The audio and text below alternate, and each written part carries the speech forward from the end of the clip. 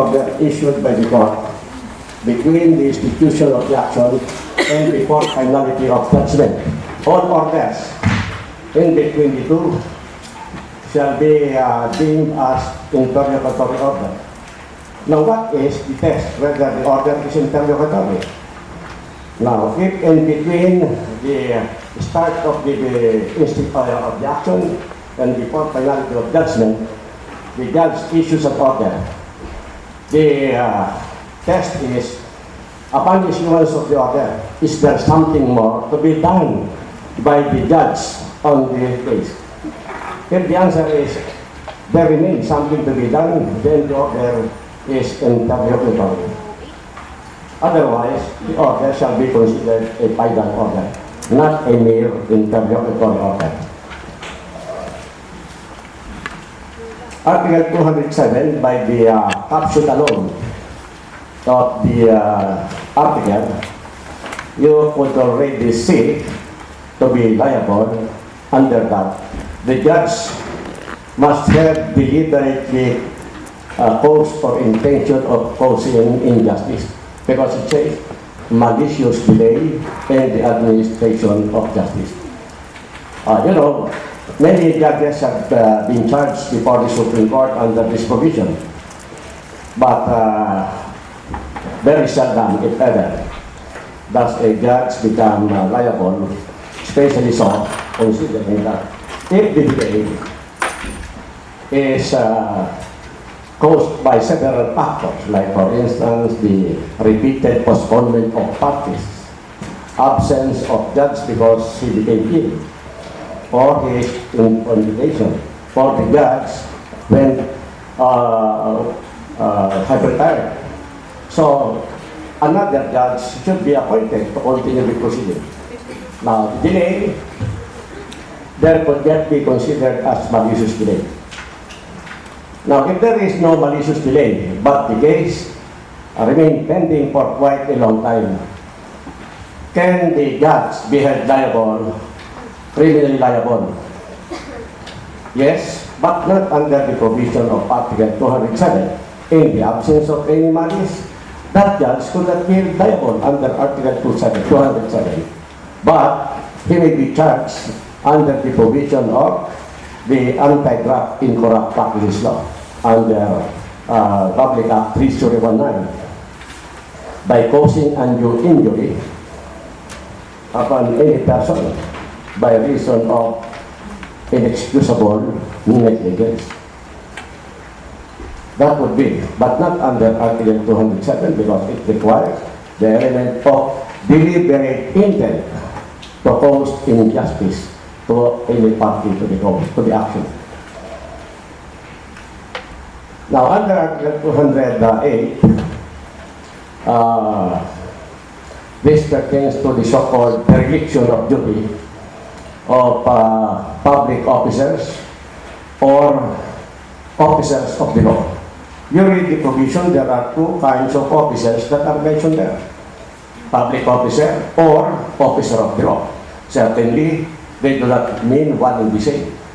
Otherwise, the provision could have just started by saying any public officer. Now, who are these officers? Public officers. They are public officers up to the level of prosecutors or fiscal, because they have the duty to institute criminal action in court. What about those officers of the law? These are members of the law enforcement agencies who will arrest criminals and then file the complaint, deliver the detained person whom they arrested to the proper judicial authority. The filing of the complaint is a duty of the police officer under the provision of Article 125 of the revised penal code. Otherwise, they open themselves to prosecution for arbitrary detention. Now, how is the violation committed? Under the provision of Article 208, the so-called prevarication, or the dereliction of duty of those public officers mentioned there. That is by maliciously failing to prosecute the offender or maliciously tolerating the commission of a crime. if the prosecutor, despite the overwhelming evidence supporting probable cause to file the case against the respondent, but the fiscal instead fails to file and institute the file information in court, then he may be guilty under that provision of law. In the case of a policeman, assuming there is an order from the President of the Philippines through the Secretary of Local Government to stop and stamp all forms of illegal gambling, particularly betting, in the respective jurisdiction. Then the order stated that it must be immediately implemented. So here is Barangay Chairman X. In his place, or in his barangay, there is an operation of betting. The operator is his compadre. So when the operator of the betting learned that the barangay chairman will now stop his operation, the operator went over to the office of the barangay captain and said, "Compadre, pwede ba? You have to give me about 2 months. Kaya na muna akong makapag-operate kahit na 2 weeks." Sabi na. Sabi na, meron ng order dito si Presidente, sabi na. Pero hindi na mapapansin niya. Anyway, sabi na, makukusa ako na ihinto na yan after 2 weeks. Tandaan, taka mo sa papel. So, the barangay chairman was persuaded. Now, what is the crime committed by the barangay chairman? Then, it is violation of Article 208. Being a public officer who has the duty to prosecute the offender, they maliciously tolerate the operation of illegal gambling. If, however, the barangay chairman was persuaded because when the operator of the betting illegal gambling in the case came to him, he said, "Compadre, ipagpatuloy ko na muna itong operation." Eh, di ba pwede yan eh. Nandito na yung utos ng Presidente, baka bak-inspection, nandiyan ka pa. Sabi niya gano'n, hindi naman siguro gagawin yun. Meron akong dala dito para sa iyo. Alright, 50,000 pesos for the 2-week extension. Sabi naman nung kapit, kung tingnan lang ba ito, nagkakasundo tayo. Okay? Pinagpatuloy. Now, what is the crime committed by the barangay chairman? Will it be plain violation of Article 208? The answer is no more. Why? Because he refrained to perform the duty in connection with the performance of his official function in consideration of that bribe money. The crime now would fall under the third kind of direct bribery defined in Article 210, refraining to perform a duty which is required by law to be performed in consideration of a gift or present. There was bribe. But if there was no bribe money, and he allows the continuance of the operation, the crime would only fall under Article 208. That is malicious tolerance in the commission of the offense. The same is true with respect to chiefs of police or mayors, as the case may be. You know, this operation will not proliferate unless there is pressing from the local leaders or local executive. If the mayor and the chief of police are in cahoots with this gambling operator, then you could see that everywhere in the town there are people who are collecting bets in the betting operation. But if they are really strict, because there is a law to be implemented by these local officials and the police of the town, walang nag-ooperate yan. Walang nag-ooperate. I remember when I was a young lawyer, when Marco said, "No illegal gambling." Oo, lahat ng mga collector at saka lahat ng mga gambling operators, pinakulong ng mga provincial prosecutor, provincial director.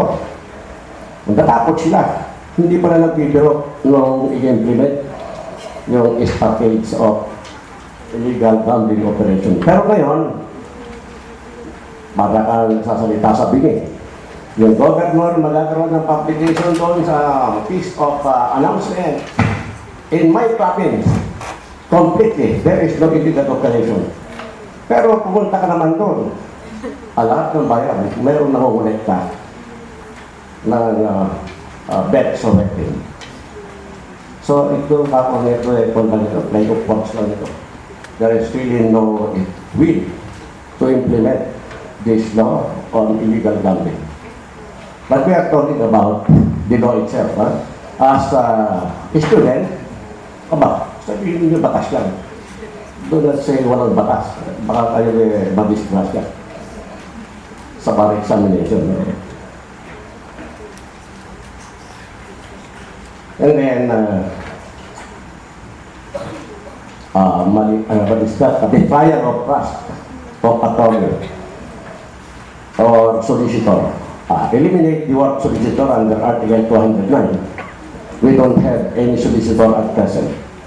The solicitor there does not refer to any lawyer belonging to the office of the Solicitor General. Solicitor there refer to persons who have no formal knowledge of law before, but is allowed by court to appeal in the proceedings before the court. They are the persons referred to as solicitor. But that is not allowed anymore. So only attorneys, those who are full-fledged members of the Philippine Bar. Now, what are the punishable acts covered by the trial of trust? There are three. The first one is by causing damage to the client through malicious breach of professional duty or inexcusable negligence. Example of this is, for instance, this is a client. Ejected ka ng kaso, hinawakan ni abogado. Kaya napanalo yung may-ari ng bahay na plaintiff dahil hindi nagbabayad for 1 year na yung tenant. May talo pa ba yun? Ang first round, natalo yung plaintiff dahil sa kapabayaan ng abogado. Hindi pa siya nag-appeal within the period of perfecting an appeal. So that is damage caused because of the malicious breach of professional duty or gross inexcusable negligence. The lawyer could be held liable under the first act punishable under Article 209. The second is revealing the secret learned by the lawyer from his client in his professional capacity. This is also a breach of the lawyer's ethics. But you have to analyze and know how this will apply. It will apply only if the secret he learned is pertaining to the case he is actually handling. Like for instance, here is a case of market.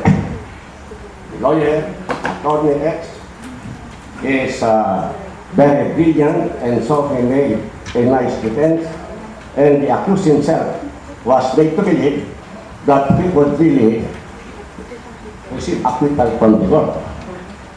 And so the lawyer, the accused, one afternoon, confided to his defense counsel, attorney, you know, attorney, malakas ang kutob ko na makaka-acquit tayo dito. Ang galing-galing mo, abogado, sabi nga naman. Pati ako, kumbinsido sa mga argumento mo. Ngayon, oras na ako'y maka-acquit dito, ang susunod kong patayin ay yung kapatid ng biktima dito sa kaso nito.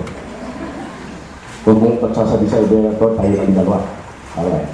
Question. Suppose the counsel reveals that secret confided to him by his client. Could that violate or could that be considered violation of the provision of Article 209? Will he be made liable for that second act covered by the provision? The answer is no. Why? Because this refers to a future case, not the case that he is actually handling. Besides, he is an officer of the law. He has the duty to cause the prevention of the commission of this crime, which his client is planning to commit. He could report that to the police and say, bantayan nyo kahit kung kliyente ko, masama ang iniisip dito. Oras na naka-acquit ito, meron naman susunod na patayin. That will not constitute violation. Pero kapag yung kanyang revelation is secret, that has direct connection with the case the lawyer is handling, that is where this violation is committed. But never it pertains to future case, or even if it is a current case, it is not the lawyer who is handling the case. That is how this second act should be understood. And the third one is, of course, maraming nangyayari ito. Pati kung pa-practice ako, nangyari sa akin, pero hindi naman ako nadimanda kasi alam ko yung paragraph na yun. What is prohibited there and becomes punishable? If the lawyer handles the case of the opposite party, the adverse party, without the consent of his client, after he had received or learned matters of confidence from that first client, to become free from any liability under that article, part and in the third act, if ever he wants to change loyalty, as the formal permission or consent of his first client. If the first client gives him the consignment, then go. There is no violation of the law, at least under the provision of Article 209. But if there is none, and then the lawyer changed loyalty at the battle of the game, oh my God, the first client would certainly run after him. By the case of damages, but most importantly, violation of Article 209 for the trial of trust of an attorney. That would be the result in that would solve that problem. So that is the trial of trust. Now, the interesting article from Article 210 up to Article 312 in the meanwhile. This pertains about those who are guilty of bribery and those who will be guilty of corruption of public officials.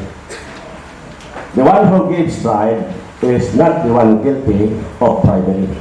It is always that officer who receives bribe who shall be guilty of bribery. But the offerer or giver of bribe shall be guilty under Article 212. The crime is corruption of public officials. Under Article 210, there are three ways by which the crime of direct bribery may be committed. One is by agreeing to perform or by performing an act that constitutes a crime in connection with the performance of his official function in consideration of a present gift or promise. Here, the mere agreement to commit that act which constitutes a crime for a consideration, but it is in relation to the performance of his official function, makes him already guilty of consummated direct bribery of the first kind. Now, suppose he commits that act. He did not merely agree. He actually performed that act which constitutes a crime. What will be the crimes for which this public officer shall be prosecuted? This time, there are two crimes now for which the officer shall be prosecuted, because under that first paragraph of Article 210, in addition to the liability for that act which he had performed, the penalty under that provision shall be imposed, which is prison mayor. So it speaks of two distinct penalties. Therefore, there could be no complex crime here, because in complex crime, there is only one penalty. The law specifically says so, that there shall be two penalties. And what are the crimes? Assuming that the first act, let's say, let's correlate it with Article 204. The person to whom the bribe was offered in consideration of rendering a decision that is contrary to law or not supported by evidence is the judge, who is handling the case for the case where the offerer of bribe is interested or is a party in. Sabi noong nag-offer ng bribe, judge, maawa ka naman sa akin. Alam ko na may balita akong makakakwit dahil may nakawag at bigyan sila ng kaso sa pag-offer sa akin. Pero judge, maawa ka na. Sabi, ay, hindi ko magagawa yan. Malinis ang conscience ako. Bigyan lang ilabas yung maleta. May kalahating milyon pala. Sabi niya, ano yan? Para kanina yan. That's para sa yan. Pagkabit bigyan na ako, mag-desisyon ka pa sa akin. Malakas ang ebidensya. Nakita niya may kalahating milyon, malakas na agad ang ebidensya. Binisay niya, contrary to law. At no evidence to support the conviction or acquittal or any result that is favorable to the one giving the bribe. What happened? What crime shall the judge be considered guilty? There are two crimes now. One, knowingly rendering an unjust judgment, violation of Article 204. But because he accepts bribe and the act he has committed is in violation of law, it constitutes a crime, he shall then be guilty and of direct bribery under the first form of direct bribery as covered by Article 210. That is how the first form. Yung isa by agreeing, isa lang ang penalty rule. When he agrees to commit an act that constitutes a crime in consideration of the bribe, and such act was performed in relation to the performance of his official function, that mere agreement of his makes the crime of direct bribery consummated. But since he did not perform the act, then there is only one penalty. But the moment he performs that act, which is a crime, then aside from that crime that he has committed, accepting bribe, that is direct bribery, he shall also be penalized for the crime he had committed. If it is falsification, falsification. If it is knowingly rendering an unjust judgment, then that is another crime for which he shall be penalized. Now the second paragraph, it is by accepting a debt by the public officer, and that in consideration of an act that does not constitute a crime. So, in the first form, the act which he will agree to perform or will perform constitute a crime. But in the second form, it does not constitute a crime. The act that he will perform does not constitute a crime. But the act must be unjust. Yun ang sinasabi sa inyong mga memory aid at sa mga elements ng crime sa mga libro. Nakalagay doon, the act is unjust, but the act does not constitute right, but it is an unjust act. Laging tinatagdag nila yung kulatiyan. It is an unjust act, but it does not constitute a crime. What is the consideration? He accepts it. Suppose he accepts promise for the act that does not constitute a crime. Where the acceptance by the public officer for that act that does not constitute a crime makes him criminally liable under the second time of direct bribery, the answer is no. Because if the purpose of the law is if he accepts present promise or gift for an act that constitutes a crime, he will be guilty of direct bribery, then the law would have said so. But that second paragraph merely mentions accepting gift, and it conveys a different meaning than the consideration in the first form of direct bribery. What is gift? It is a tangible thing, something that everyone could lay hand on, like this microphone, this bottle. But sinabing promise, Nako, laway, marumi, baka magkasakit pa. Hindi tatanggapin yun. Kinakailangan pera, kinakailangan jewelry, kinakailangan kotse. That is the form of gift that must be accepted by the public officer in consideration of that act that does not constitute crime but is unjust. Make promise, and if it is accepted by the public officer, that is not a gift under the concept of the law. He does not commit any crime of direct bribery. Example of this, actual case, the case of people versus Mariposte. Decided sometimes in 2005 or 2006. Mariposte was a sergeant of the police in the gas city. He participated in the surveillance of suspected robbers who was the author of robbery in a business establishment owned by a Chinese businessman. The Chinese businessman lost many items, including several tanks of saline.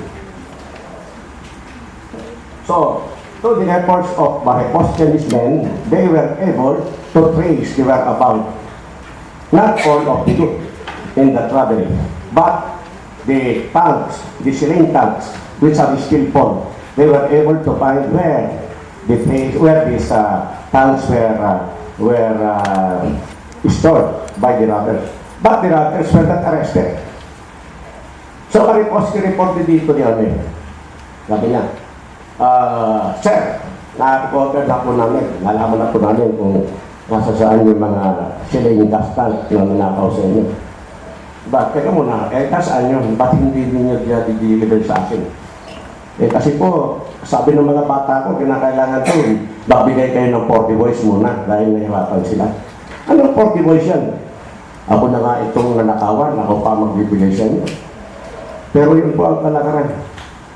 So, this Chinaman pretended that he will think over whether he will give what is called as 40 boys. So, bumalik ka na lang dito, mag-usap ulit tayo.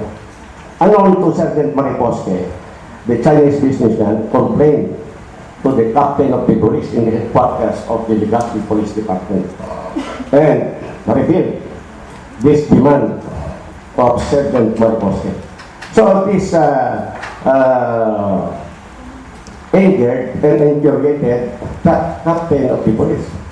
So, said, all right, you pretend to have agreed giving the money. Kunyari, tumawad ka muna ng konti. Tapos, mag-agree ka na. At sabihin mo, bumalik sa ganung araw. Magpaplano kami ng entrapment. So, the appointed date came where Mariposte was now to deliver this gas tank, saline gas tank.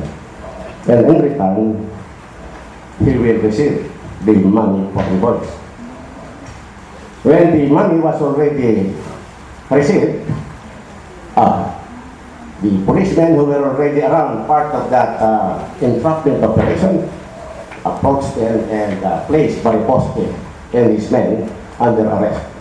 Mariposte was charged of direct bribery before the RTC because it was an under-arrest case. Section 7 of Rule 112 was observed. He did not ask for preliminary investigation, so the proper information was filed in court. There was trial. Mariposte's explanation is that he was not the one who was asking the money, but it was one of his men. But the court did not believe that. So a judgment of conviction was handed down, convicting Mariposte of direct bribery of the second time, accepting it in consideration of act that does not constitute crime. Is that correct? The answer is yes. The return of the stolen articles is not an act that constitutes a crime. But it became unjust because he is still demanding consideration for the return of it. So the Supreme Court sustained the conviction for direct bribery of the second time, accepting it in consideration of an act that does not constitute a crime, but the act is unjust. That is a concrete example of the second form of direct assault, case of people versus Mariposa.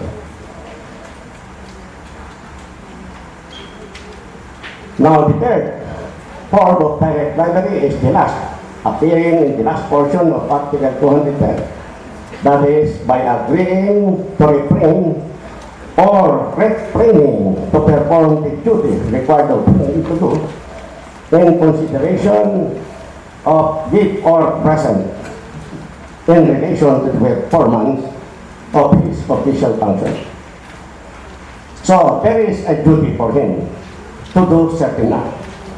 But he omitted to do such act. He fails to do that act which is required of him to do as part of the performance of his official function.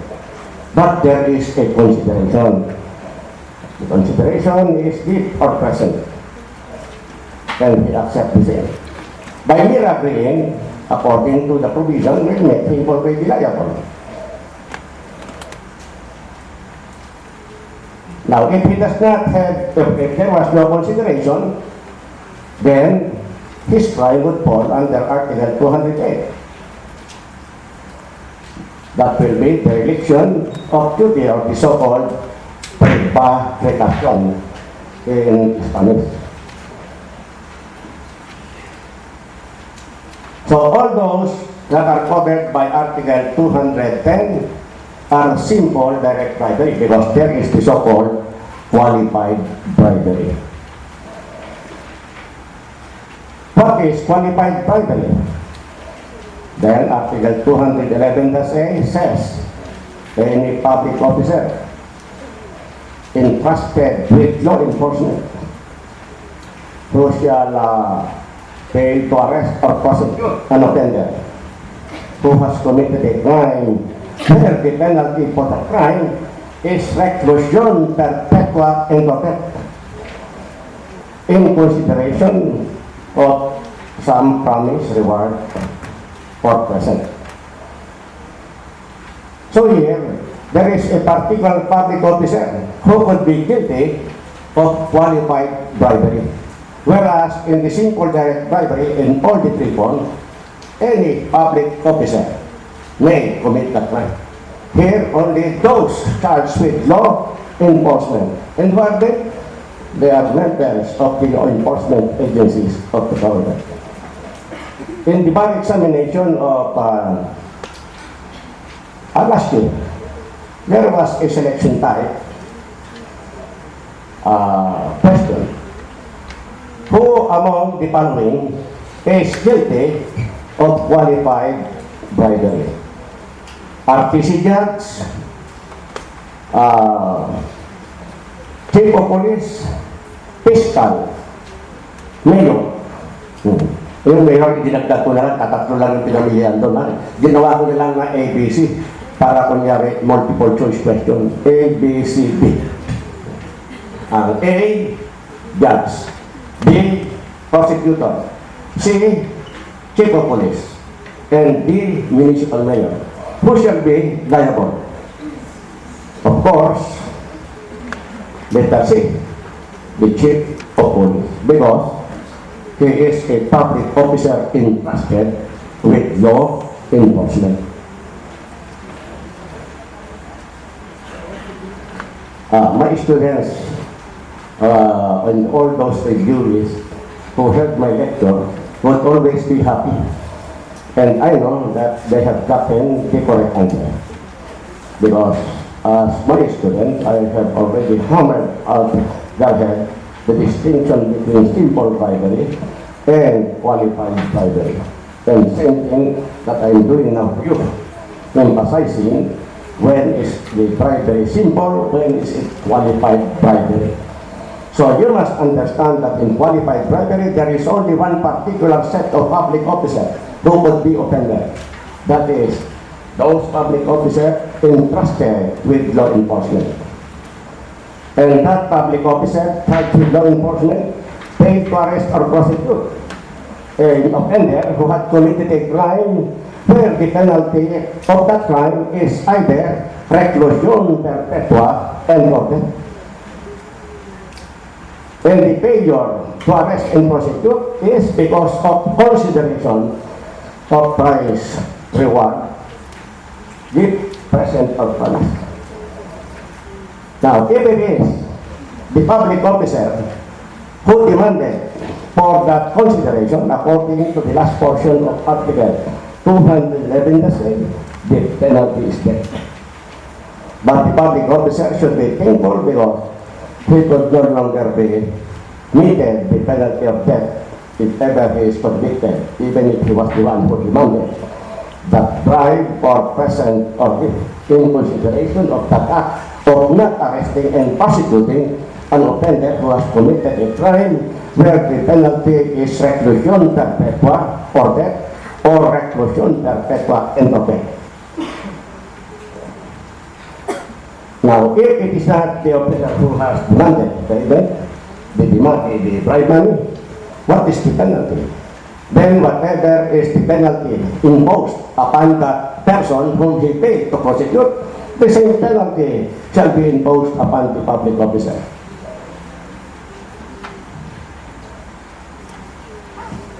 By way of illustration, suppose a person murders, ex-murdered wife. It was committed in the presence of the police officer. The police officer, when he confronted and accosted the killer, he was offered bribe. He received 10,000 pesos. Sabi niya, kaya na yung ibang mga kasama nung makakaisto sa akin, ako na lang para tatakasin mo na ako. So, in consideration of 10,000 pesos, demand, escape. That is the crime committed by the police. Now, remember, there is no penalty mentioned there. But remember in Article 248, the moment murder is mentioned, the law says, the penalty of reclusion perpetua to death shall be imposed among any person who shall kill another by means of the following qualifying circumstances. So the word murder alone connotes that the penalty is reclusion perpetua to death. So the crime committed by the police officer who paid to arrest and prosecute that offender is qualified bribery. Suppose the question is X commits homicide in the presence of the police. The police arrested X, but because he was given bribe money of 20,000 pesos, X was allowed to escape, and the police did not prosecute him. What is the crime committed by the police? Then it is only simple bribery. Why simple bribery? Because the crime of homicide is penalized only according to Article 149 with the penalty of reclusion temporal, not reclusion perpetua or death. So, the crime committed by the policeman, although he is entrusted with law enforcement, is under Article 210. Training to perform the duty required of him to do. What is the duty required of him? To arrest the criminal. But he refrained to arrest him. Why? In consideration of that bribe which he received. But since the penalty for the crime is not reclusion perpetua and for death, it is only simple bribery. But if it is murder, it is qualified bribery under Article 211. Another one is, if for instance, the crime committed is selling of any dangerous drug, and the policeman has arrested him in flagrante delicto, but the policeman allows him to escape when he received certain consideration of amount of money. What is the crime committed by the police? Then you should remember the provision of Section 5 of the Dangerous Drugs Act. If it is selling, whatever is the quantity, the smallest up to the highest, the law says the penalty of life imprisonment or death shall be imposed upon those who shall sell, transport, or give away any dangerous drug. Since that is the penalty, necessarily the act of that policeman constitute qualified bribery, because the crime of illegal selling is penalized with a penalty of life imprisonment to death. But if what was done by the person whom the police arrested is only possession of drugs paraphernalia, so he was caught with the instrument and paraphernalia used for sneaking or using any dangerous drug. Alright, the man who was arrested offered him bribe money. The policeman allowed him to escape. What is the crime committed by the policeman? Of course, it is not qualified bribery, because the penalty for mere possession of any drugs paraphernalia according to Section 12 of Republic Act 9165 is only a maximum of 4 years. So it falls under the provision of Article 210, that is simple bribery, not qualified bribery. So I think that is already an exhaustive explanation of what is qualified bribery. Now, Article 211, the crime of indirect bribery. It is committed by any public officer who shall receive or accept gift in consideration of his public office. Now, what is the difference between indirect bribery and direct bribery? In direct bribery, there is always a consideration. But in indirect bribery, there is no consideration except that he is holding that public position. And that is the main consideration.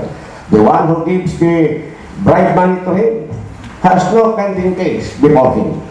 Like, for instance, during birthday celebration of the judge, a rich businessman in Chinoy came over and said, "Judge, because I love you as a friend, I have now a very precious gift to you.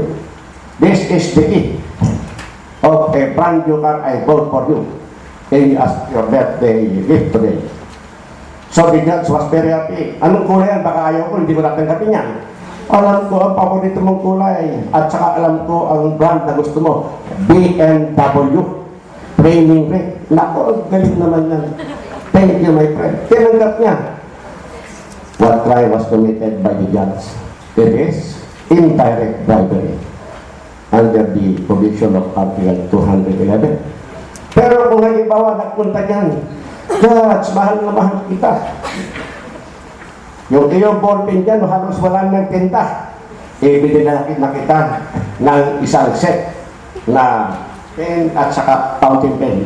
Tapon mo na yung lumang ballpen na ginagamit ko yan." Tinanggap. Birthday naman yan. Wala naman kaso yung tao. Will that be considered? Now, there is an exception to it. If the gift given is only the traditional gift during occasion, and it is not of costly, then it will only be considered as a simple gift, which will not make the judge guilty of indirect bribery. Eh kung halimbawa naman na riswat, "Judge, mangit lang itong aking regalo sa iyo, pagpasensyahan mo na. Kalahating milyon lang ang bili ko dyan." Ayun ba, ordinary gift yun? Hindi siya. Guilty na rin yung judge doon. The only reason why he's given that precious gift is because of his public position as the judge. Now, suppose, ang sabi noong nagbigay na sinan, "Judge, kahit mahal na mahal kita bilang kaibigan, meron akong gift sa'yo. Pinapangako ko sa'yo na sa susunod na taon, first day of January, tatanggapin mo yung paborito mong car, BMW brand new, color flaming red. naku, salamat, tinatanggap ko ang promise mo. Nadinig ng, halimbawa, si ITG o ng NPA agents, inaristo si Judge, guilty ka lang in direct bribery, tumanggap ka ng bribe. Nasaan yung bribe ko na tinanggap? Meron ba? Wala, yung promise, hindi ba gito? No, hindi ka pala nag-aaral ng ito eh. Hindi mo alam yung guilt na sinasabi yan sa Article 211. Meron ba sinabi dyan na promise? Wala, guilt lang ang nakalagay dyan. So the concept of gift done is the same as the concept of gift in the second form of direct bribery. It must be a tangible thing. Something that could be held by anyone, but not laway, not promise. Kasi yung laway eh, baka yun yung magkasakit pa siya, hindi tatanggapin ang election. Pero kung nakinta yung humuli, first day ng January next year, and diniliver doon sa judge, tinanggap ni judge, huling-huli siya. That is violation of Article 211. The crime would be indirect bribery. But never at the time when he accepted the promise, because it does not conform with the language of Article 211 that the judge must receive in consideration of his office, public office, shall be tangible thing, a gift that is tangible thing.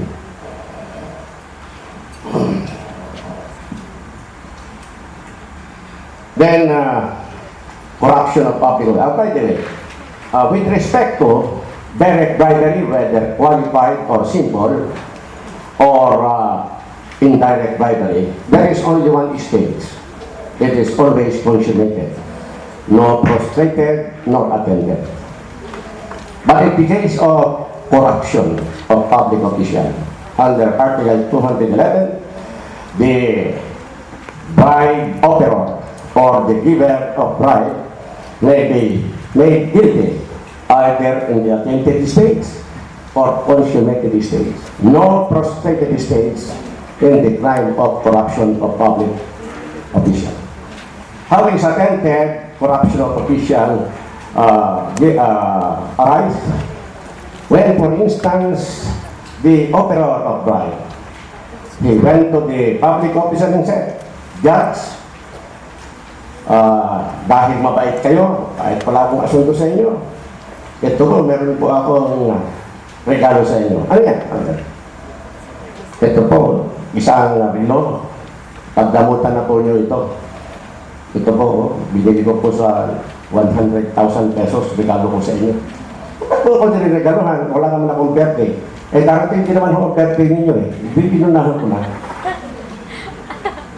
Hindi tinanggap ng judge. Tumawag nung kanyang polis doon sa labas, "Ay, hulihin mo ito." Binibigyan ako ng gift na ganito. Now, what is the crime committed by the offerer of bribe? It is attempted corruption of public official. Why? Because the public officer refused to be corrupted. He did not accept. Once the public officer accepted that offer and the gift that was given, then both of them shall be guilty of consummated direct bribery with respect to the officer and consummated corruption of public officials with respect to that giver of bribe. But once the public officer refused to be corrupted, he does not accept it. Then only one shall be held liable. Attempted corruption of public officials.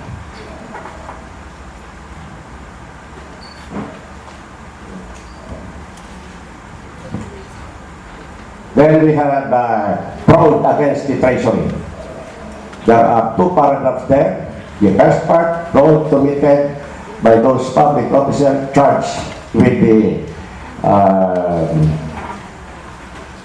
procurement of supplies, and two, by reason of their taking advantage of position, employ Tecson in order to defraud the treasury. Ang madalas na nakakasuhan nito yung mga procurement officer.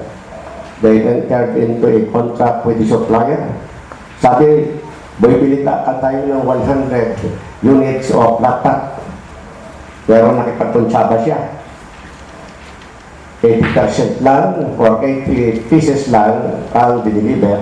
Pinalabas nila na tinanggap lahat. Yung 20, conversion, monetize. Pinaghatian nila. Then that is a crime falling under the first paragraph of Article 213. Yung second naman is about illegal exaction. The legal exaction, the law says, the offender there shall be those public officials charged with the collection of fees, taxes, dues. But remember, even if those are public officers charged with the collection of taxes, the personnel of the Bureau of Customs and Bureau of Internal Revenue are not punishable if it is violated, if that provision is violated. Where shall be, what is the law that governs them? Now, if the Internal Revenue Code or the Customs Code has similar provision punishing illegal exaction, then they will be charged under those respective code. If there is none, then what will apply?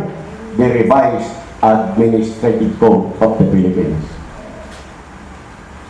Never the provision of Article 213, because you will find in the last portion of that article that personnel of the Bureau of Internal Revenue and Bureau of Customs are not covered by that provision of law.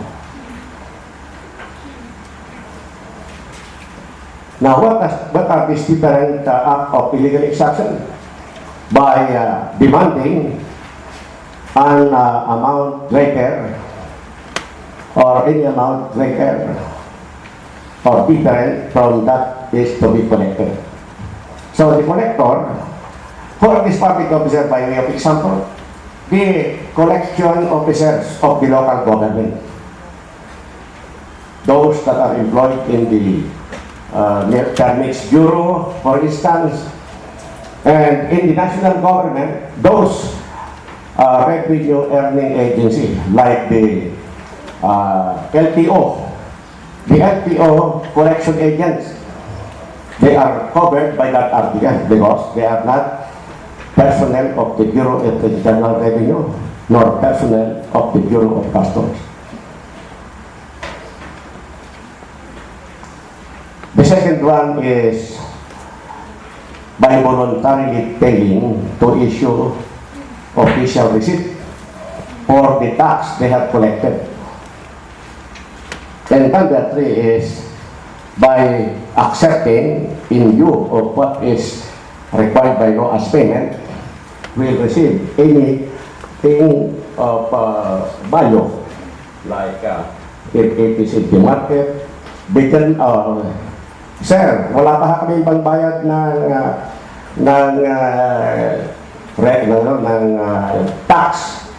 Kumuha na lang po kayo dyan ng 50 kilos of pork. One sack of rice.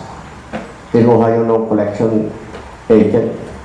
He commits it under that third act constituting illegal exception. Because that is not the form of payment that must be accepted by tax collectors of the government. Now, under the first, the collector demands an amount higher because this collection agent of the municipality or city, for instance, is already known to the taxpayer. When the collector approached them or the businessman was approached, ay kabisi, magbayad ka na ng iyong tax. Dito sa talapong may assessment sa iyo, 100,000. Walang problema, bayad agad. Huwag mong i-issuehan ng cheque, cash mo na. Cash. Pero actually, yung assessment is only 50,000.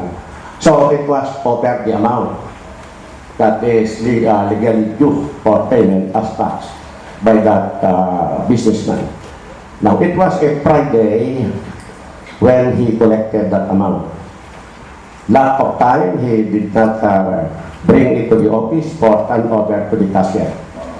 The following day, there was a derby in the cafe nearby. Sabi niya, pwede na siguro ito muna gawing kapital, baka manalo pa. Ang ginawa niya, pinusta niya, ipinusta. Noong una na nanalo, swapan, hindi pa nagkasya. Tumaya hanggang maubos yung 100,000 pesos na collection. Wala siyang perang pambayad. What is the crime committed by the collection agent of the government? First crime, of course, for demanding an amount greater than what that was supposed to be paid by the taxpayer.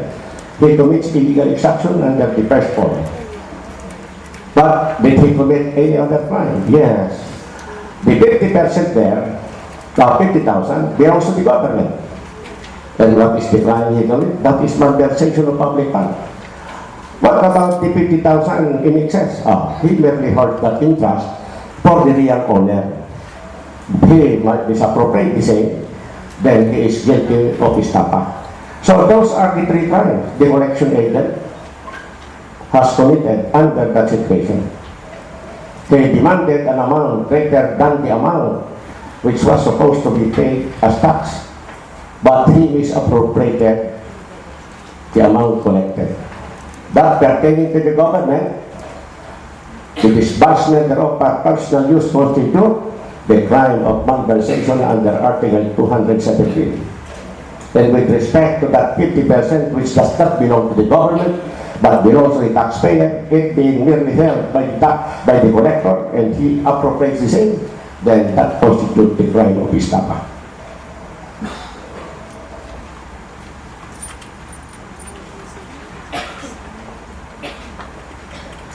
All right, further on these crimes committed by public officers.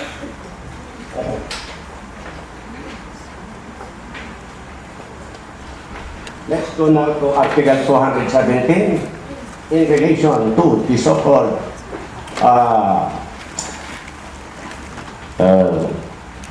illegal use of public funds, otherwise known as technical malversation, which is penalized under the provision of Article 220. Now, under the provision of Article 217, there are two modes of committing malversation. One is intentional malversation, and the other one is malversation through negligence, but the penalty is the same. The penalty is the same under the same provision, 270. How is it committed? Malversation of public funds or property is committed by any public officer who are accountable for public funds or property. Take note, he must be accountable, because not all officers are accountable for public funds or property. And then he appropriates, misappropriates, or takes away public funds or property, or through negligence or abandonment allows other person to commit those acts of malversation. So that negligence results to the malversation of public fund, and that is considered as the other form of malversation of public fund, malversation through negligence. But there are several rulings of the Supreme Court until recently that if the offender, a public officer who is accountable for public fund or property, is charged therein. But during the trial, what was proven only is malversation through negligence, because through the negligence of that person, other person was able to get those public funds or property and appropriate the same. According to the ruling of the Supreme Court, the accused could still be convicted under that original information without need for amending the same, because malversation through negligence is only the lesser mode of committing malversation of public funds.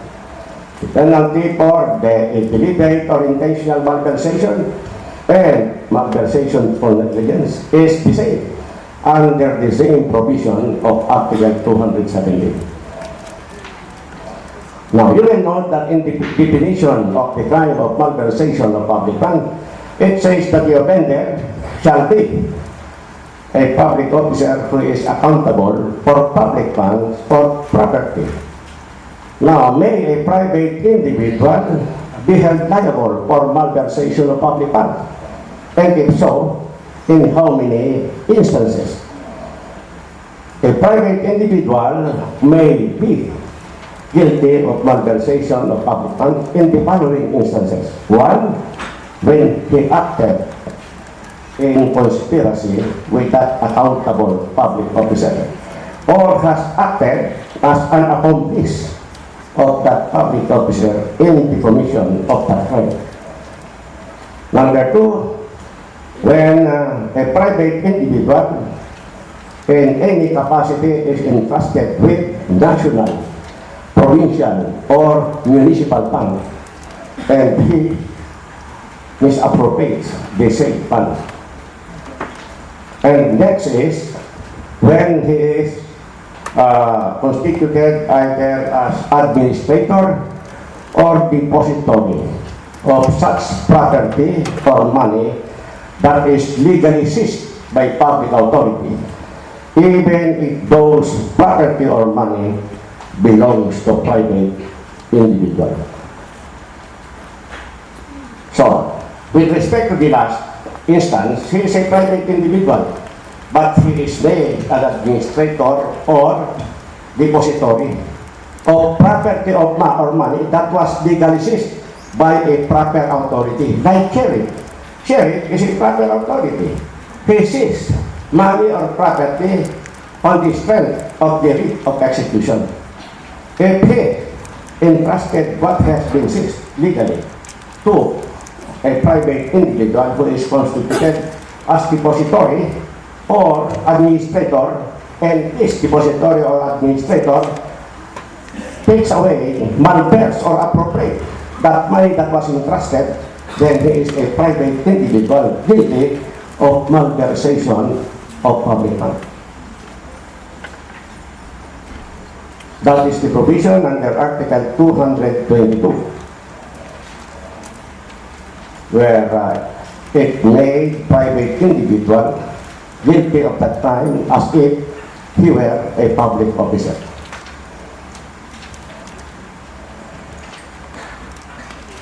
Now, how do you differentiate malversation of public funds under Article 217 and the so-called technical malversation, which is the illegal use of public funds defined in Article 220? Now, there is also a public officer. He is assigned as administrator of a particular fund or property. But that particular fund or property has been appropriated by law or by ordinance for a specific public purpose. And that administrator, the public officer to whom the money is entrusted for his administration, use that fund or money for another public purpose different from that specific purpose for which the same was appropriated by law or ordinance. Let's say in the city of Manila, there was a strong typhoon which destroyed a school building in a certain barangay. But there was also a important bridge that was also destroyed by the current of the flood waters. Now the bridge was prepared to be funded by the city council. There was an appropriation of 10 million for the construction reconstruction of that bridge that was damaged by the typhoon, earmarked for that specific public purpose.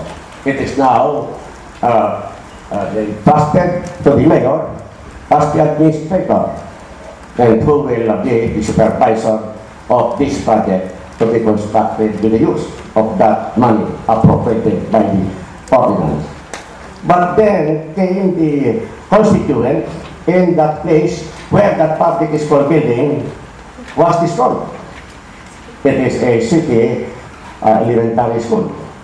So they were also demanding and clamoring that the mayor also calls the construction of that public school building. But the mayor said, I could not provide you the money. There is no funding yet that is passed by to an ordinance for that purpose. But mayor, nalaman namin Meron pang natitirang 5 million dahil nakaraan na naman yung tulay. Meron ka pang 5 million cash yan. Kahit na initial lang para malagyan lang ng bubong, ipagawa ko na ito. Politiko si Mayor. So sige na nga, saan yan na hintay natin yung pera na ma-appropriate ng city government. Pinayagan niya magamit yung 5 million pesos for the initial reconstruction of the school.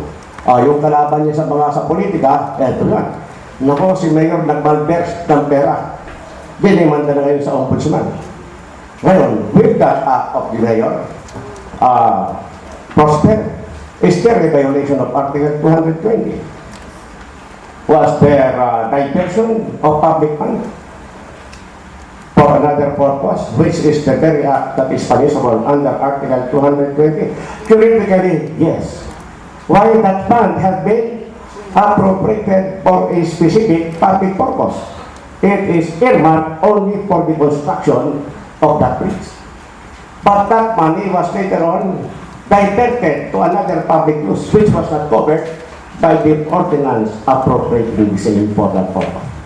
Hence, there was a violation of Article 220, for which the Mayor shall be held liable. Now, what is the difference between technical malversation and malversation under Article 217? In technical malversation, there must always be a specific law or ordinance which is passed appropriating a particular fund or property and designating that fund for a specific public purpose. That is the first thing. Whereas, a malversation of public fund, it is a general fund. It is not appropriated for any specific purpose. Second, there is idea of gain in malversation of public fund under Article 217. Whereas in technical malversation, from the very workings of the law, there is no idea of profit or gain because the money was merely used or diverted to another public purpose by the administrator of that public fund or property.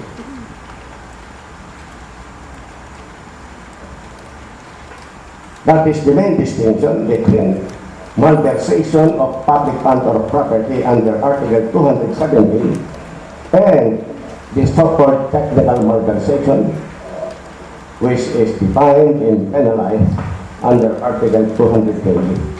Actually, the caption of Article 220 is illegal use of public fund, not technical malversation. Now, when is there a presumption that the public officer has committed malversation of public fund? When a competent authority demands for the production of that public fund, like those representative of COA, if he could not produce it on the spot, then there is now a presumption that he personally used the fund for his own benefit. However, if the public officer was able to present that afterwards immediately, then there is no such presumption that could arise that he has murdered. But if there is no reimbursement of the money, and the reimbursement is made before the prosecutor, when the case was already being investigated under preliminary investigation, and consequently there is probable cause in the case was filed in court. What is the effect of the reimbursement of money while it is still before the prosecutor's office? Then, according to some decision of the Supreme Court, it will only be considered as a mitigating circumstance analogous to voluntary surrender. If he is convicted of the charge of malversation of public fund before the court, the penalty shall be mitigated. It will be reduced in its minimum period, provided that there is no aggravating circumstance to offset that mitigating circumstance.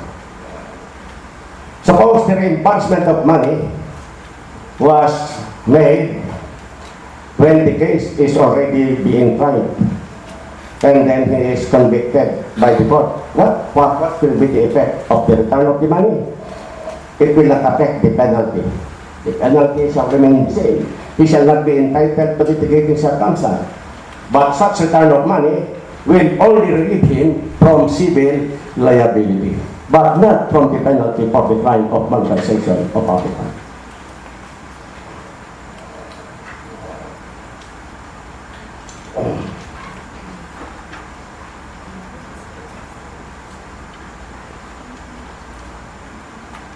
Infidelity of public officer, that's one infidelity in the custody of prisoner.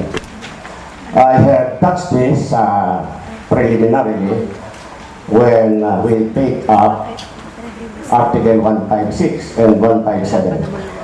Again, to repeat, Article 156 of the Revised Penal Code penalizes any person who shall remove a person from jail by any means, and that is committed by a private individual or even by public officers who has no direct charge or custody of the prisoner whom they remove from jail. But if he is a public officer who has direct charge or custody of that prisoner, and then he connived when the prisoner escaped or consented to the escape of the prisoner, then it is violation of Article 223, and the charge shall be infidelity in the custody of prisoner. What about the prisoner who escaped? What is his liability?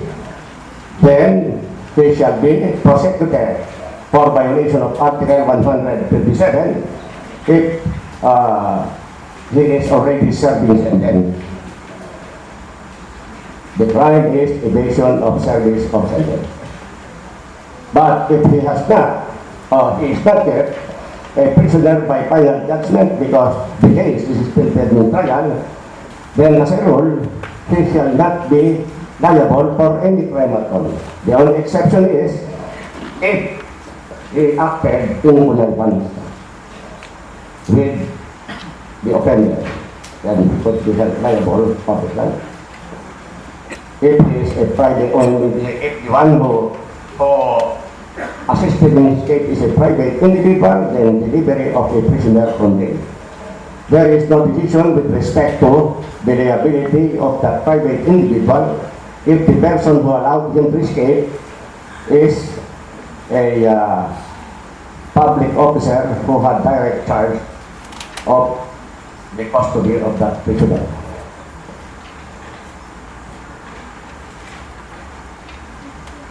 There is also the reduction of duty or infidelity in the custody of prisoner through negligence that is covered by Article 224.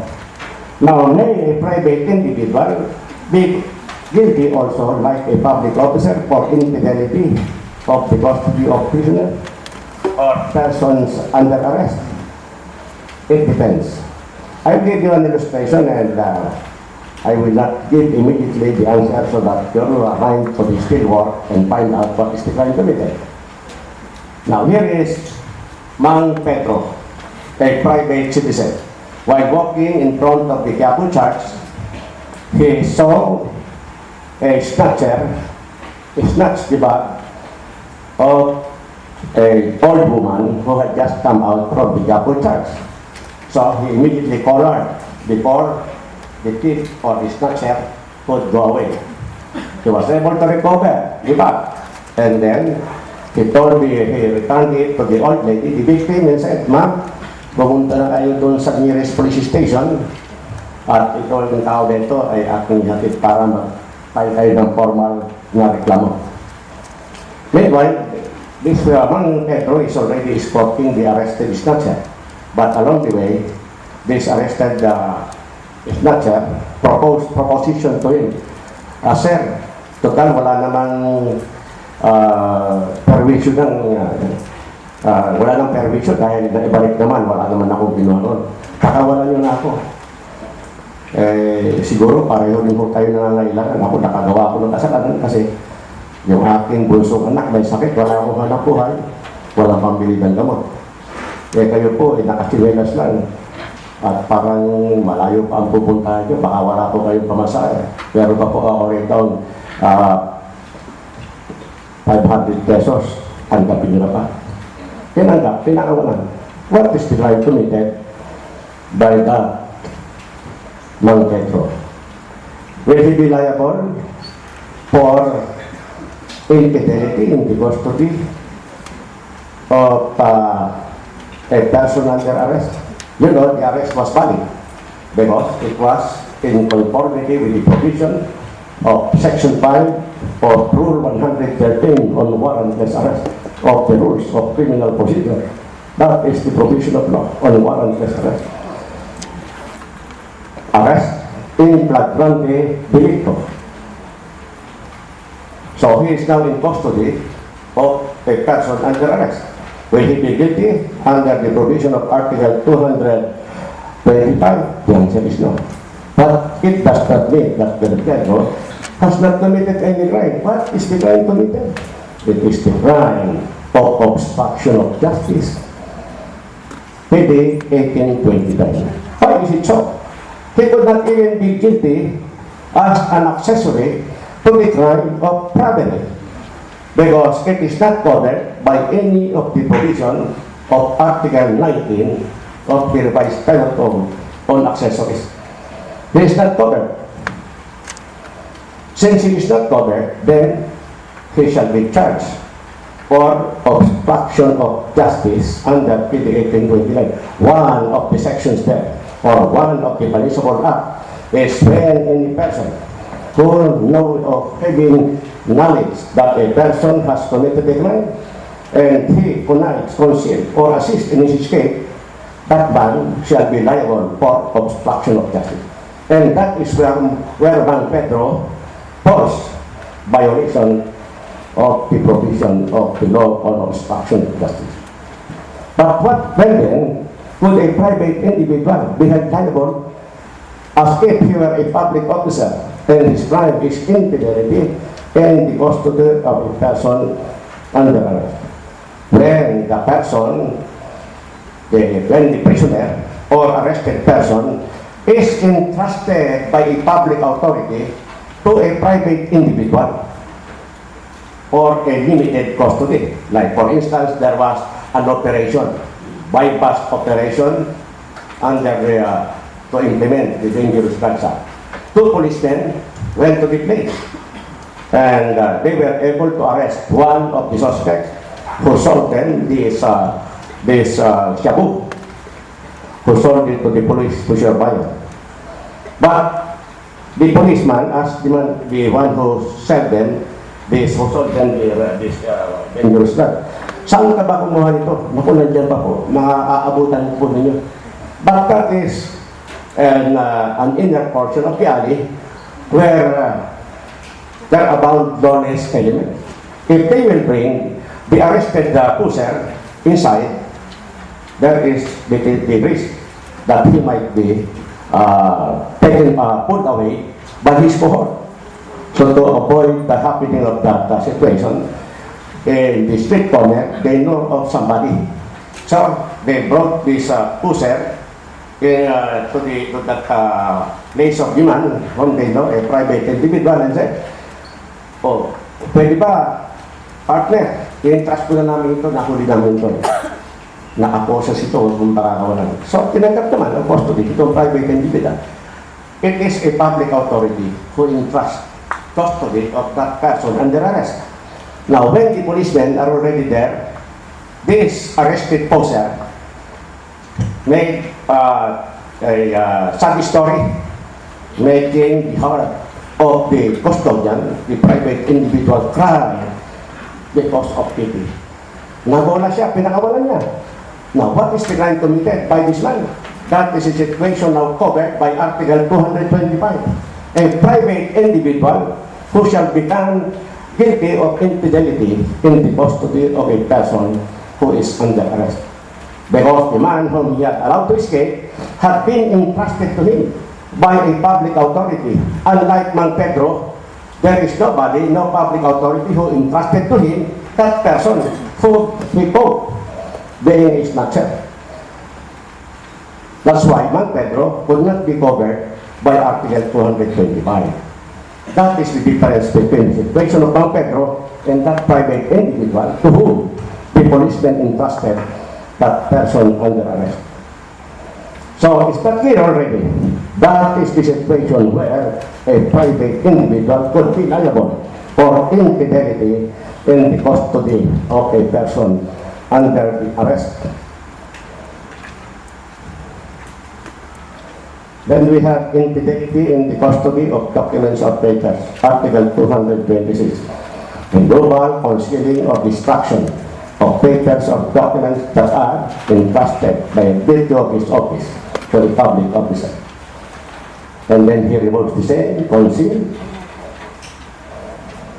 or destroy. This, of course, did not result to damage to private interest because what is damage from the act itself is damage to public interest. So there is no more need of proving damage to a private individual because the mere commission of violation of that act constitutes already as a crime resulting to the damage of public interest. Now, a letter carrier of the post office, the government office, who is entrusted with mail matters for delivery to the respective addresses. Now, this letter carrier, who is an employee of the government and therefore public officer, is officially entrusted of those mail matters. Then he takes those mail matters or any of them, destroys it, and get valuables that may be contained, money or whatever, jewelry. Now, what is the crime committed by that letter carrier? There have been a decision of the Supreme Court from old back up to the present. You know, you have to associate this provision with qualified theft. If it is mail matter that is taken, it is qualified theft. If the offender is a private individual or maybe a public officer but who has no official custody of those mail matter, the crime is qualified theft. But if he is a letter carrier who has official custody of those mail matter and takes away those mail matter, he is not guilty under qualified theft. Under Article 310, he is guilty of infidelity in the custody of paper or documents at the Supreme Court, violation under Article 226 of the revised penal code.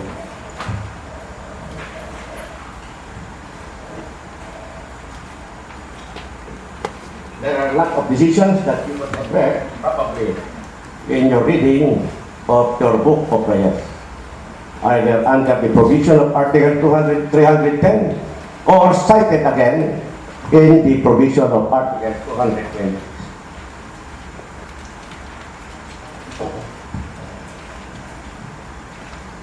Just read those provisions concerning revelation of secret. Siguro naman alam din na kasi pag sinabing revelation of secret, yan ang crime na nakukomit ng mga chismoso at saka chismosa. Siguradong madaling maintindihan yan.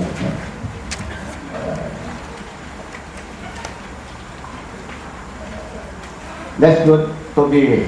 teka muna. Medyo na nanunuyo na yung lalamunan ko. Ganun din siguro kayo. Let's have a break for a while and then we will resume after that. Two policemen entrusted, turned over the arrested criminal to the investigator. He was brought inside the small room and then investigation went on. Every time that the answer of X, the other, is not pleasant to the ear of the investigator, he is also pummeled with fistic blow. Additional injury were inflicted. What crime is committed by the investigator? Will that constitute maltreatment of prisoner? The answer is no. The answer to the question, when is there maltreatment of prisoner, is that after investigation and that arrested person is booked for an alleged crime committed by him and then placed behind the prison cell. Even for a single moment, he becomes a prisoner. Eh, ano ba ang paliwanag? Sa umaga, pag nakikinig kayo ng mga news, ng mga reporter, field reporter. Tuwing may hinuhuli ang pulis at nilalagay sa selda, ang sabi ang description ng radio announcer, ang nahuling kriminal sa ngayon ay humihimas ng malalamig na bakal. Pagka gano'n ng description ng radio announcer, meaning to say, nasa loob na ng kalaboso.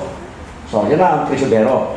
Oras, whoever, remember, the officer liable of formal treatment of prisoner is the officer who has control or charge of that prisoner, not any public officer. That is the provision of law. And so, there was maltreatment. Inflicting harm, either that he wants to get confession or impose punishment that is not allowed by the rules and regulations, and even if it is allowed, the carrying out of the punishment is cruel and dehumanizing. Now, if the act of trying to compel the person arrested to confess and violence or intimidation is employed by the police officer, and he is not yet a prisoner, the crime will only be grave coercion. But the moment he is already a prisoner, that compelling him to confess by means of employing violence will now constitute maltreatment of prisoner. How many crimes will that public officer who commit maltreatment of prisoner be prosecuted in charge? Now, take note of the language of the law. In addition, for the liability for the other offense that they have been committed, that penalty prescribed in Article 235 shall be imposed. So, if that maltreatment results to physical injuries, or the victim almost died because of severe wound or injury inflicted, were it not for the timely medical attention, then 2 crimes will be charged against the police officer. One for maltreatment of prisoner, the other one either for serious physical injuries or prostrated homicide, as the case should be. That is how this provision of Article 235 should be applied. You know, there are only few provisions of law which says in addition to the liability for some offense. One of them is Article 235. The other one is Article 129, when it says in addition to the other offense that they have been committed, the penalty of the provision shall be employed. So therefore, there is no context crime because the provision itself provides for separate and distinct penalties for the 2 offenses. Now, anticipation of duties of public office under Article 236. A person was appointed to a public office. But before he could discharge his office, there is a requirement by law. He must post bond before he could start discharging the duty of the office. But he immediately proceeded to discharge the duty and failing to post the required bond. The crime committed is violation of Article 236 because there is anticipation of duties of public office. In the case of prolonging performance of duties and powers, if a judge, for instance, had retired, reaching the compulsory age of 70, but even if he had reached this compulsory age of 70, he continued to write decision, issues order on the theory that since his replacement has not been duly appointed and qualified, that there may be a hiatus that will be created if he will immediately vacate the position. So he continues to work as judge. Will he be liable? The answer is yes, because under the law, once the judge is compulsory retired, there is no holdover capacity to be spoken of, no, to speak of. Automatically, he has no authority to perform any more duty. If he prolongs, then he will be guilty under Article 237. A public officer who had taken out of office, and then after 3 years, he just called on the head of office and said, "Sir, consider me resign from my position I will not go back to office anymore. Will he be committing any crime? Yes, he will be. Because under the public office, you cannot just abandon your office if you don't want anymore to serve in the government. There must be tender of formal resignation. And he could not just leave the office. He has to wait the approval of that resignation paper. Otherwise, if he leaves the office without waiting for the resignation to be approved, he might suffer the penalty under Article 238. Because a public officer cannot just leave the office. There must be some clearance that shall be secured before his resignation could be approved.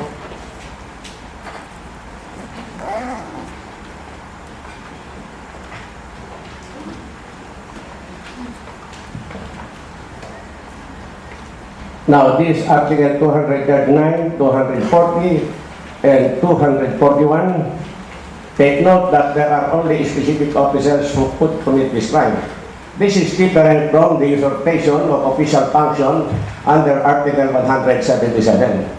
Under Article 177, it is committed by any person who, under false pretense of a public position, he performs a duty. Whereas here, in usurpation of legislative power, under Article 239, the offender should be either a judicial officer or an executive officer who issues rules and regulations of which power belongs to the legislature. That is, if he issues rule, the effect of which is to repeal a certain rule that is passed by the lawmaking body, then the judge or the mayor or the judicial officer or the executive officer who usurp that legislative power shall be guilty under Article 239. In usurpation of executive function under that provision of law, only a judge or judicial officer could be held liable by assuming the function, let's say, of an executive office like the mayor. In usurpation of judicial function, it is only an executive officer.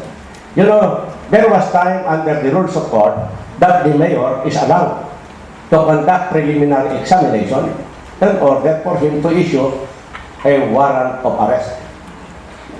Now, during that time, he could not be held liable under this provision of usurpation of judicial function because he is authorized, provided that the judge is absent at the time when he acted in performing the duty of a judge by conducting preliminary examination in order to establish a probable cause that would warrant the issuance of a warrant of arrest.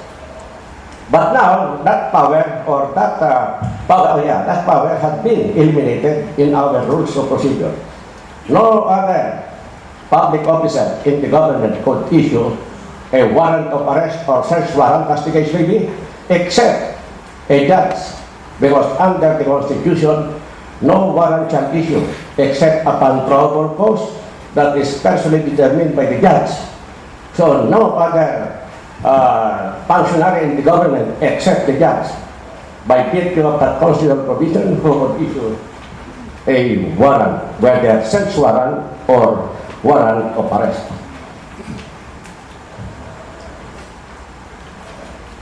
Now, unlawful appointment. You know, this crime of unlawful appointment normally arises every after election. Now, there are positions which are coterminous to the mayor or position upon the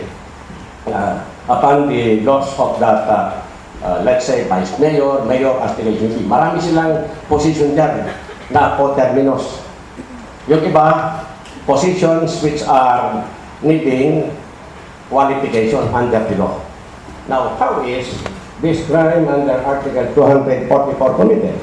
That is when the appointing public officer shall appoint or nominate a person to a particular position, knowing that that person has no qualification to occupy the position.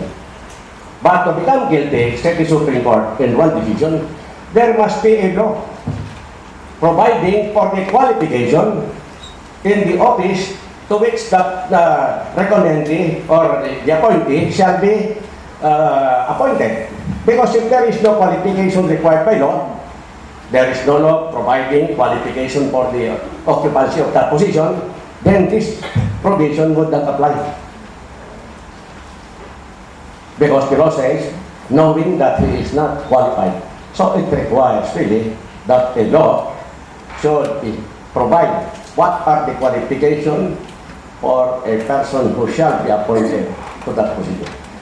Suppose the mayor, knowing that that man is not fitted to work for that position where the law provides the necessary qualification.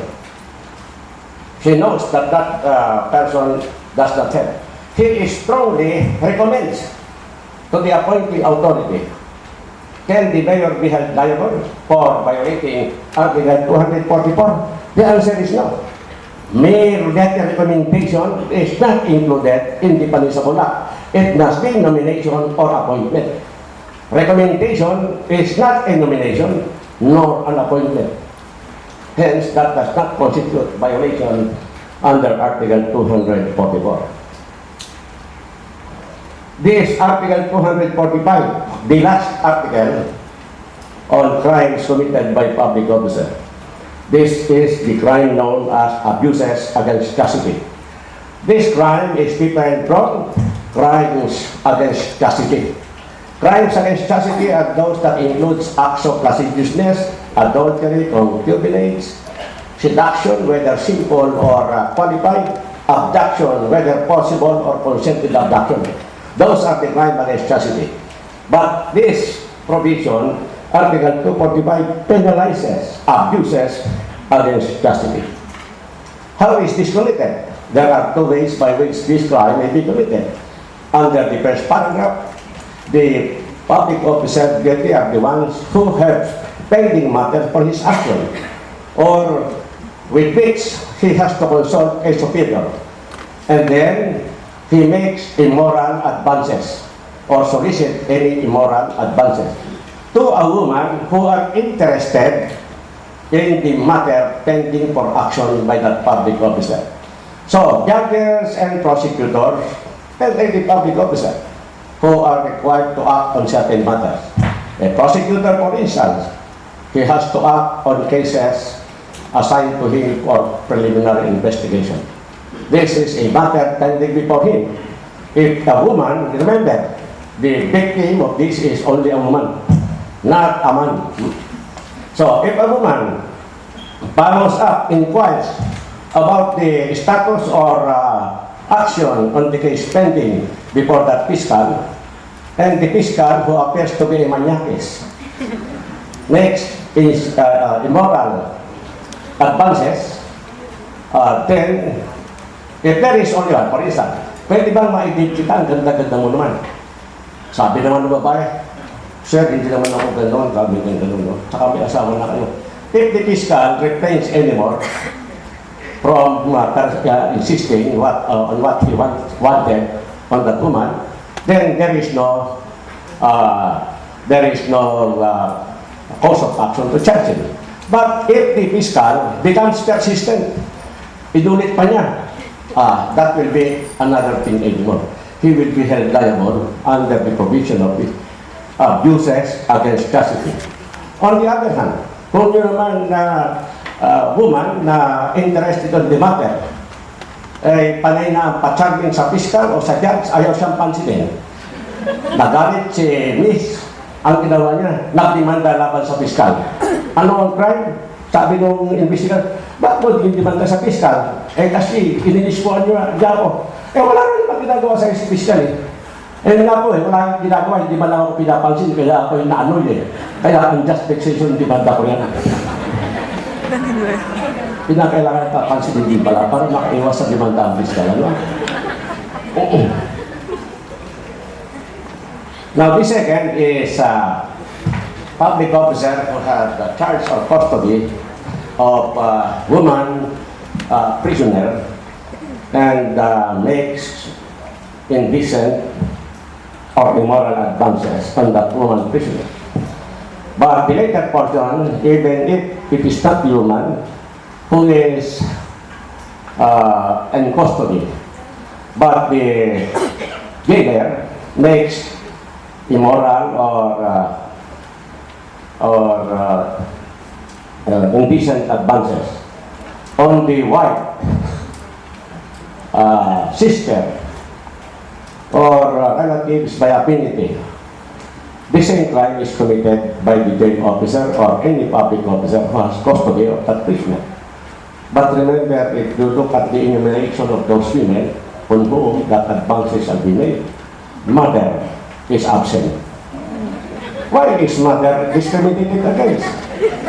Are the lawmakers not able to see mothers who are peculiar thundertalkers, who could also be the apple of the eyes of the jailer? Nagkakamali sila, talking from experience, ang dami ko na nakilala na napakagandang ina.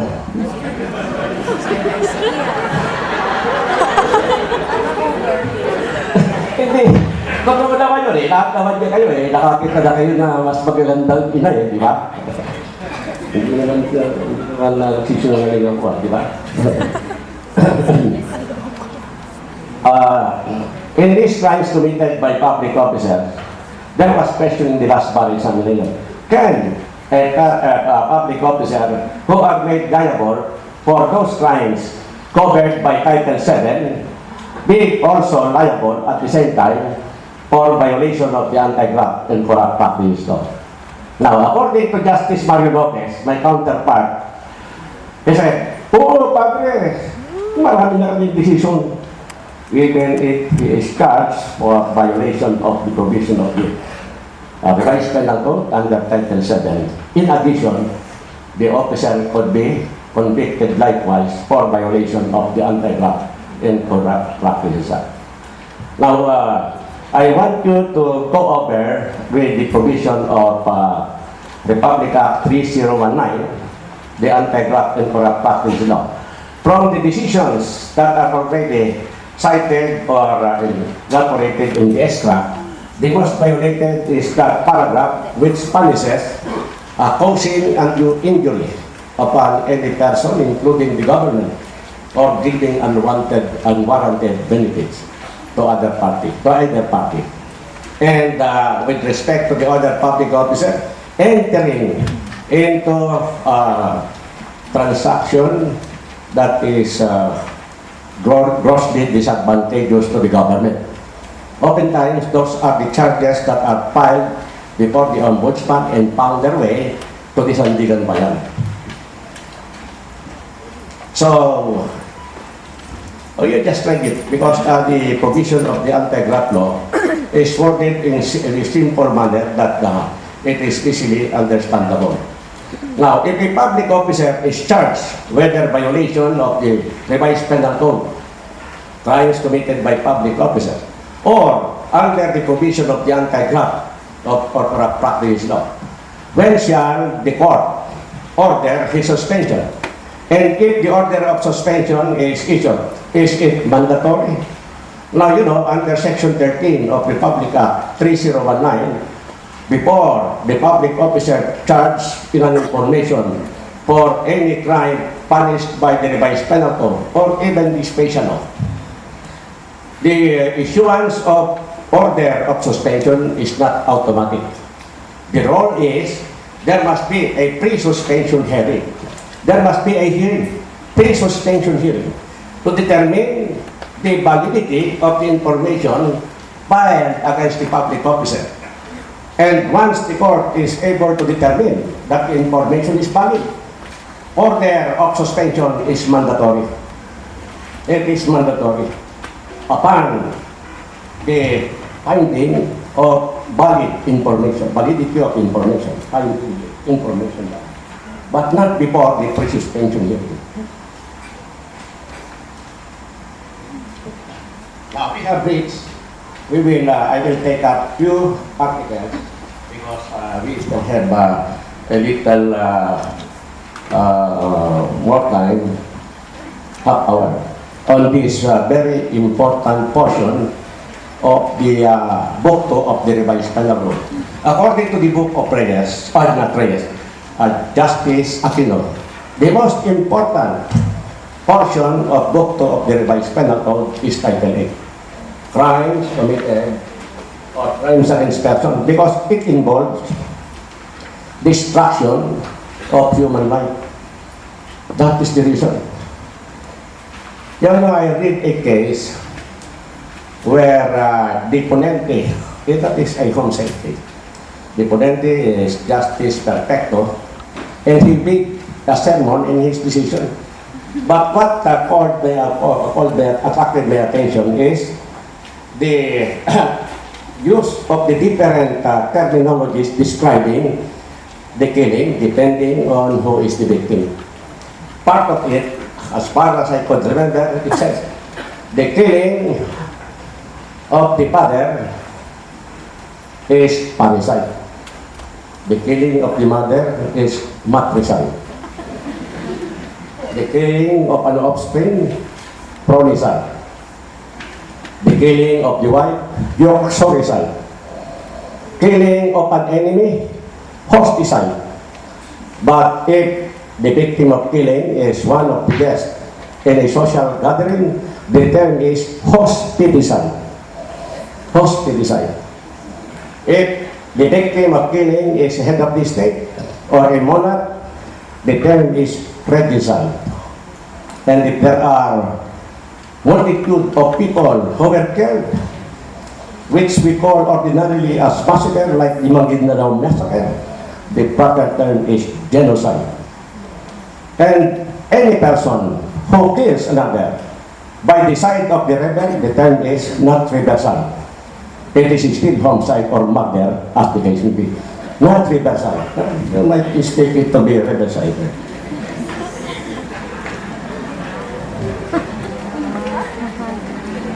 Now, the first crime against person is Article 246. This is the crime of parricide. If you have not fully understood yet how this Article 246 should be understood applied, then perhaps my brief lecture on this will guide you. Now, parricide is committed by any person who shall kill his child, father, or mother, whether legitimate or illegitimate, or other ascendants or descendants, or the spouse. Now, with respect to the other ascendants, meaning pataas, and other descendants, there must always be legitimacy of relationship. If the victim is illegitimate grandfather or illegitimate grandchild, there is no parricide. They must always be legitimately related to each other, the offender and the victim of the killing. If it speaks of ascendants, other ascendants, and other descendants, there is no relative by collateral. Collateral relatives are not included. Killing of brothers against brothers and sisters against sisters, they could not be considered parricide because, based on the definition of parricide, the relationship is always on the straight line, not collateral. It's either upward or downward. That is the relationship, blood relationship. So, pag ang pinatay ay kapatid ng tatay, kapatid ng nanay, that is not parricide. Because that is not the killing of other ascendants or other descendants. They are collateral relatives. With respect to the killing of the spouse, of course, there are husbands who have many wives. But only those legal wives are included. Not the number 2 or number 3 or number 4 as the case will be. What is the best evidence to prove the legitimate or the legality of marriage? Of course, medical, marriage certificate or marriage contract as the case will be. What about if there is no documentary evidence that could prove marriage? Is there no other kind of evidence that could be used to establish validity of marriage? There are several decisions. First, with respect to those who are witnesses in the celebration of marriage, the principal sponsor, secondary sponsor, their testimony could be sufficient to establish the validity of marriage or the legality of marriage between the two, provided that there is no objection to its presentation, and additional evidence, oral testimony in open court by the accused himself, who is charged of killing his wife. If he admits in his testimony before the open court that he is married to the victim, that is admission against his penal interest under the rule of evidence. If it is an admission in open court against penal interest, it is admissible as against the declarant. And that would be sufficient to cause the conviction of the accused for parricide.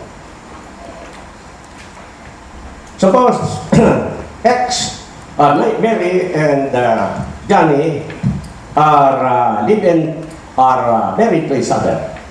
But after 10 years of married life, they were not blessed to have a child. So they opted to adopt.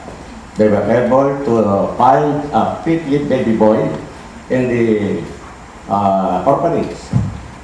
And then they applied or they filed a petition for adoption. Having all the qualification and none of the disqualification, the court granted the decree of adoption. What is the effect of the decree of adoption on the child? That decree of adoption endows the same right as well as the right of a legitimate child. So, this adopted child grows up and under the care of the loving parents. When the boy was grown up, there was an altercation between him and the father. And at the height of the altercation, this child, or this grown-up man now, was able to get hold of the gun of his father and shoots the father, who died as the consequence. What is the crime committed by this boy who had grown up but later on killed his father? Will that decree of adoption make him guilty of parricide? The answer is no, because the relationship by adoption is only a creation of law. It is a relationship by legal fiction. What the law requires is relationship by blood in the direct line, whether upward or downward, not by any kind of relationship. Adoption will never make this adopted child a natural child of the adopting parent. Even if the law says he will be endowed with the same right as that of a legitimate child, that does not create blood relationship. It remains to be a relationship created by legal fiction.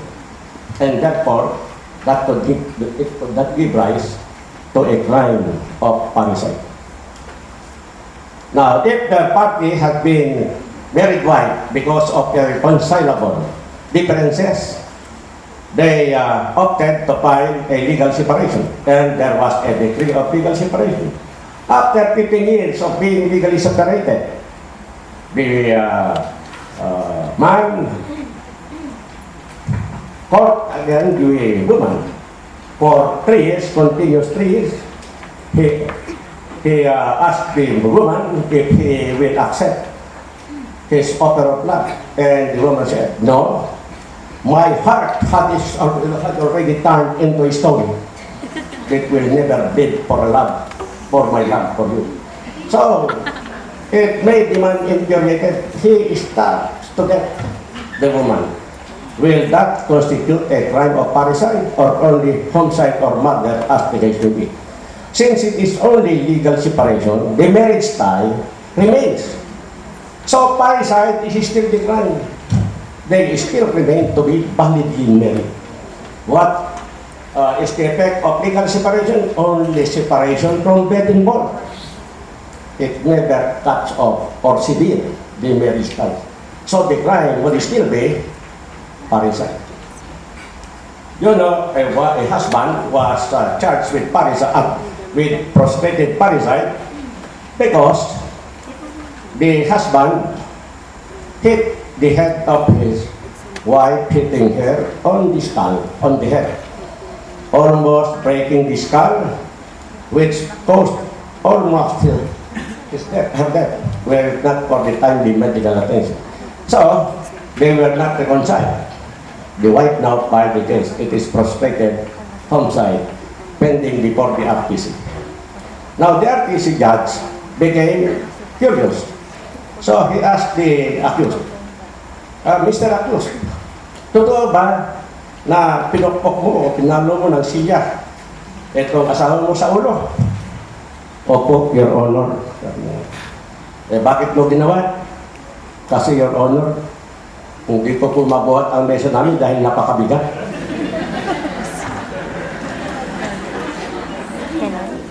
Nagpapalang balak pa rin, no? Tapos yung husband, nadimanda rin ng prospected market dahil itululak yung isang babae doon sa bintana ng isang mataas na building. Mabuti na lang at hindi namatay. So, dinamanda siya. Pagkatapos, tinanong ng judge yung akusado, bakit mo itinulak itong babae na ito? At halos namatay siya kung hindi nagamot sa hospital? Your Honor, by mistake. Why by mistake? Sabi lang, mistake of identity, Your Honor. Bakit mistake of identity? Nakatelepon po, akala ko po yung mother-in-law ko. Galit. Bitter. Ay, sir, ha? Boy pa ba? Boy pa ba, mother?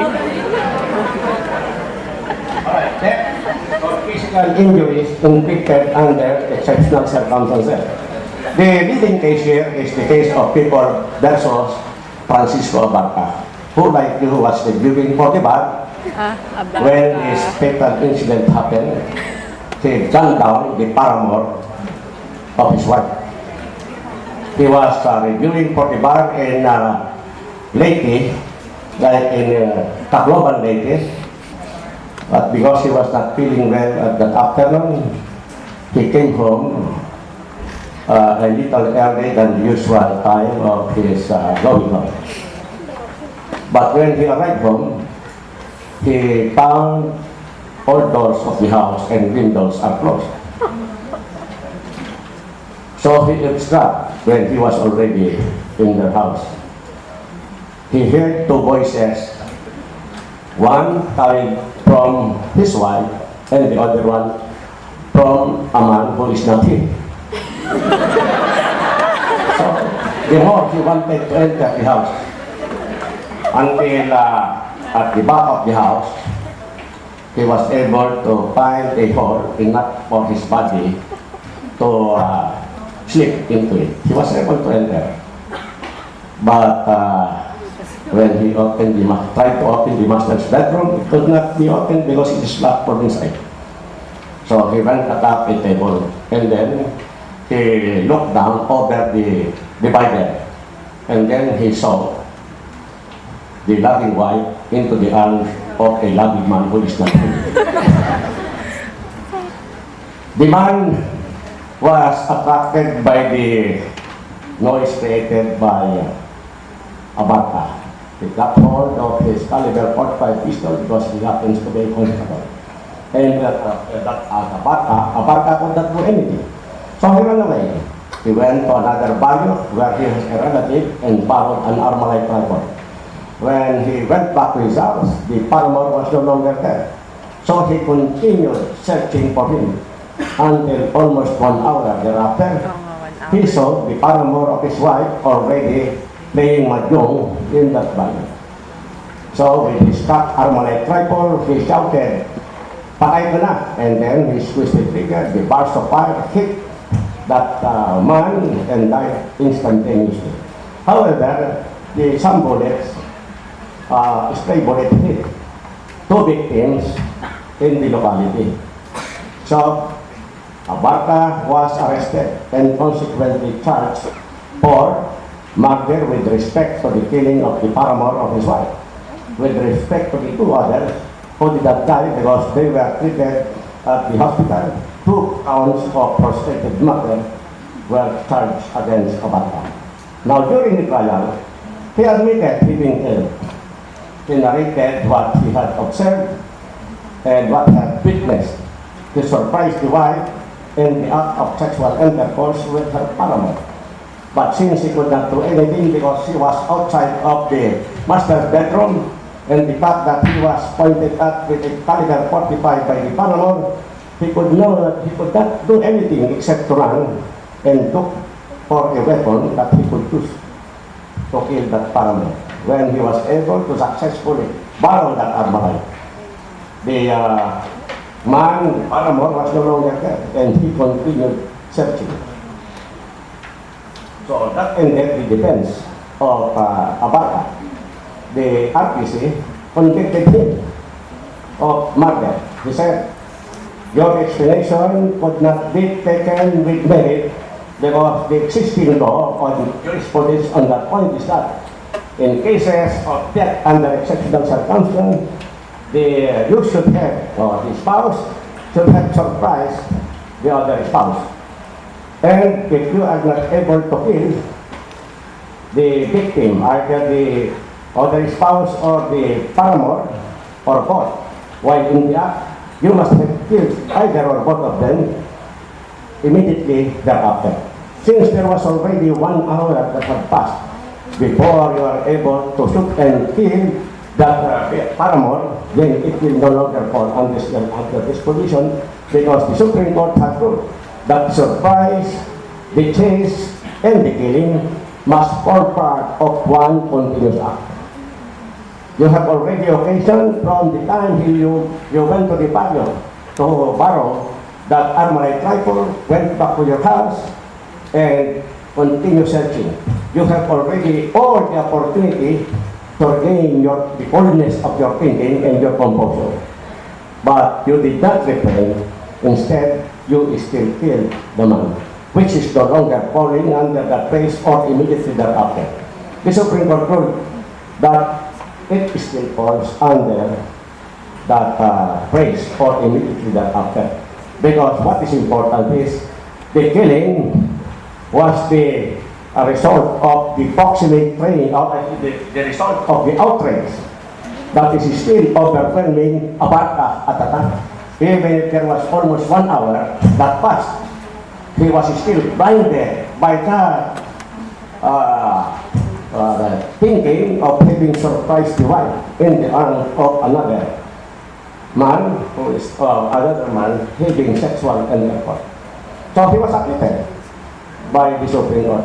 That is the case of people versus Abarca. The killing did not happen immediately or did not happen while in the act of sexual intercourse, which according to the several Supreme Court decision, the killing there must be in the act while the victims are in the act of sexual intercourse. Or if not, it should be killing immediately thereafter. Now take note that Article 47 never defines any crime. You could not see in the records of the court since time immemorial up to the present of a person charged where the caption of the designation of the offense is death under exceptional circumstances. There is none. Then what is this? Article 247, if it does not define any felony, then that article only creates a special extenuating circumstance that if the spouse so surprised the other in the act of sexual intercourse, kill the spouse and the lover or paramour as the case may be, or immediately thereafter, he shall be entitled to exemption from criminal liability for murder or homicide as the case may be. Then he will only be penalized with the penalty of this thereof, according to the last portion of Article 247. The only exception is the husband who surprised the other spouse under that situation could not claim this benefit if he abandons the wife or has facilitated or promoted the prostitution of the wife. He is not entitled to that exception from criminal liability. Now, the other set of offenders who could be entitled to this extenuating circumstance of Article 247 are parents of the daughter who is below 18 years old and still living with those parents. When any of the parents or both of the parents surprise their daughter having sexual intercourse with her lover, if the parent or any or both of them is either or both of them, then the parent shall be entitled to the special extenuating circumstance, and they shall be exempt from criminal liability for murder or homicide, but they shall only be penalized with the penalty of disfavor. Now, this was asked in the public examination of 2008. What is the purpose of the penalty of disfavor in Article 247? The Supreme Court explained that disfavor under Article 247 should not be strictly interpreted to be a punishment imposed upon an offender. Rather, it should be taken as a form of protection upon the spouse who had killed those victims or had inflicted serious injuries on those victims from the revenge or retaliation that may emanate from the relatives and sympathizer or friends of those victims who were killed. That is the pronouncement of the Supreme Court in the case of People versus Abata. The penalty of disfavor, which is provided under Article 247, is not strictly to be considered as punishment, but only a mere form of protection. Now suppose the injury inflicted is not serious, but only less serious physical injuries or slight physical injury. What is the criminal liability of the spouse who inflicted it? Then that will already constitute absolutory cause. There is no more provision of law that penalizes it. If only less serious physical injuries or slight physical injuries are inflicted, it is now covered by the absolutory cause. There, what is the meaning of absolutory cause? Those are causes which will make which otherwise the offender is guilty and to be penalized. But by reason of public policy, they are not already made a punishable act. So, the spouse shall not be prosecuted anymore if only less serious or slight physical injuries are inflicted. The title is Death or Serious Physical Injuries under Exceptional Circumstances. Now, what is the designation of the offense to be charged against the spouse who killed the other or the paramour or the parents who killed the daughter or the lover of the daughter, as the case may be? Then the designation shall be with respect to the information when the victim is the other spouse, it should be poison. With respect to the killing of the paramour or lover, then the designation is homicide. Now, what will happen to Article 247? It could only be invoked as a matter of defense during the trial. This is a situation where the reverse proceedings under the rules of criminal procedure will be applied. The accused shall admit the killing, but he will say, Your Honor, I will invoke the provision of Article 247. So instead of the prosecution, who shall present their evidence, it is now the defense who will be allowed to present evidence, because there is no more necessity to prove the death or the killing as the case may be, because the accused himself had admitted killing the victim. Reverse proceedings. So, as a matter of defense, it is incumbent upon the accused to establish all the requisite elements of that special extenuating circumstance. Then, if he is able to satisfactorily prove by competent evidence that all those elements covered by Article 247 are present, then the court shall exemptly pronounce that he is exempt from criminal liability, but he will only be penalized with the penalty of disfavor. What if the daughter is below 18, has married, like for instance, a seaman. A seaman marries that young daughter, and then the seaman leaves that girl to the parents. The girl is still below 18. She is still living with the parents. if the parent surprises her having sexual intercourse with another man, and the parents kills either or both, can the parents be entitled to the excepting circumstance? Answer, no more. Because even if she is still below 18 and living with them, that right to invoke the exemption under Article 247 is only the other spouse, not the parents anymore. Only parents whose daughter has not married yet could invoke this defense under Article 247. You will argue, but the marriage is void because the girl is below 18. Now, do you remember that principle? Nobody shall have the right to interpret the validity of marriage. It must be declared by the court, so that marriage is presumed to be valid. And in so far as the situation is concerned, that daughter is already a married woman, and only the husband has the right to invoke that special extenuating circumstance under Article 247. Now, I will tell you, when I told you about the People versus Abarca, that is the straight application of the provision of Article 247. But I will give you an instance of the reverse application. Reverse application. Okay, here is a married couple. Let's say Mary and Peter. Mary was a real estate agent who used to close, according to her, big land transaction where he earns a huge amount of commission. They were living in a small apartment. But after a few years, when the couple, of course they are childless, when they were taking their breakfast, the wife breaks a news. Honey, I have a happy news to you.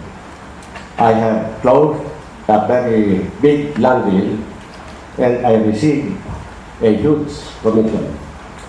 I bought 1 unit of condominium in Makati. At the end of the month, we will transfer them. So Johnny immediately embraced the wife and said, you know, I love you. You provide a good life for both of us. Then they transferred. After 1 month came the birthday of Johnny. Again, the wife surprised Johnny, her wife, her husband, opened the bag and said, Johnny, I have a birthday gift for you. Here is the key of a brand new car I bought for you as a gift. You look down at the window, that red car parked in front of this condo unit, that is your car, my birthday gift. Again, Johnny embraced the wife and planted kisses repeatedly on the lips to the delight of both, of course. And so Johnny, after the breakfast, said, all right, you test drive your brand new car. And so when Johnny was about to proceed, he was called back by the wife and said, oh Johnny, probably you want to enjoy yourself. Here is your money as capital for in the casino. So a large wad of money was given, amounting to 200,000. Again, another embrace and sweet kisses again. So Johnny left. After 2 days, Johnny went home. It was nighttime. He was very sad because all the 200 pesos lost in the casino. But the car is still there. So he went up to their condo unit. Because he had a key of his own, he was able to open the main door. But when he was already going to enter the master's bedroom, it was closed from the inside. But there are giggling boys inside. Giggling boys of his wife and another one. So he was sunk in anger. He prepared his caliber 9mm pistol, and with all force, he breaks open the door. And when it was open, he surprised the wife and the paramour already engaged in sexual act. The woman, upon seeing the husband already poking the gun and ready to squeeze the trigger, she jumped out of the bed and kneeled before Johnny and said, "Johnny, my love, please give me a chance to explain." Ano ba ang iyong papaliwanag? Huli-huli ka, naglalaro ka ng apoy.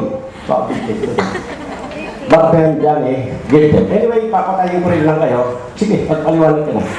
You know, Johnny, do you know where I got the money which I used to buy this condo unit?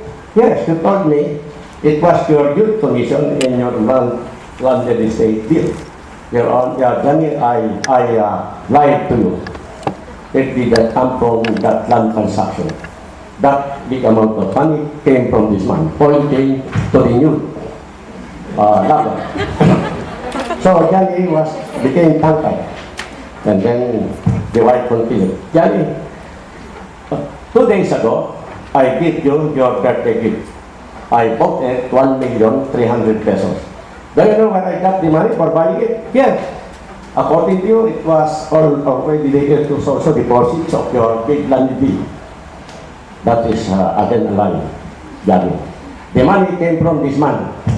And so Johnny looked intently on the nude body of that lover of his wife.